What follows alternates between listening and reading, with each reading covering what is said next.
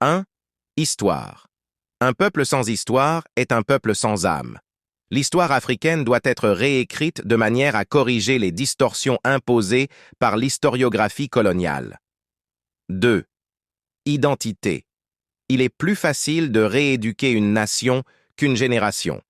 Un peuple sans connaissance de son passé historique, de ses origines et de sa culture, est comme un arbre sans racines.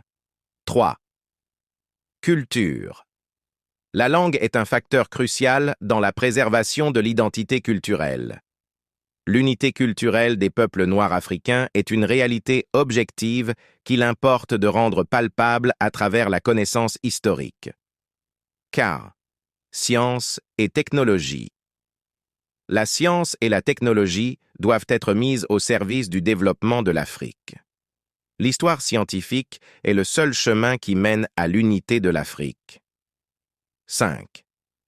Contribution africaine à la civilisation. L'Afrique noire est le berceau de l'humanité et de la civilisation. Il est prouvé aujourd'hui que l'Afrique noire a joué un rôle de premier plan dans l'éveil de la conscience humaine. 6. Éducation. Il est essentiel pour les Africains de se réapproprier leur histoire et leur culture pour construire un avenir prospère. La vérité historique est essentielle pour la libération des peuples africains. Unité africaine. L'unité africaine ne peut être réalisée sans une prise de conscience historique et culturelle. L'histoire scientifique est le seul chemin qui mène à l'unité de l'Afrique. 8. Renaissance africaine. Le passé ne doit pas être un poids, mais une source d'inspiration pour les générations futures. La contribution de l'Afrique à la civilisation mondiale doit être reconnue et valorisée.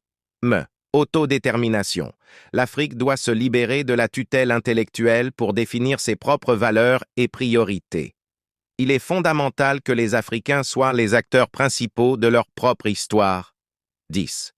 Justice et vérité. La vérité historique est essentielle pour la libération des peuples africains.